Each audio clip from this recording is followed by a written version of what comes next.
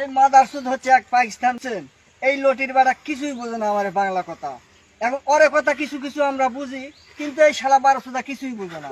তো এই যে এই ভাই আমরা এই কাজে আইসি বলেন তো, এই যে বেগুনের চারা লাগানা, আমরা আইসি ভাই কোম্পানির একটা কাজে।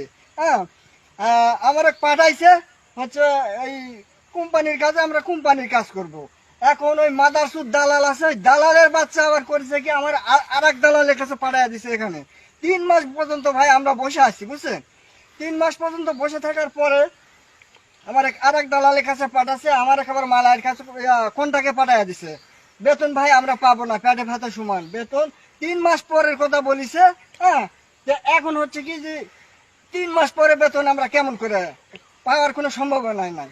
এখন এই মাদারসুদ হচ্ছে কি এই লটির বেটা কিছুই বুঝে না। হ্যাঁ, এই জায়গা হচ্ছে বস সাজিছে আমারে।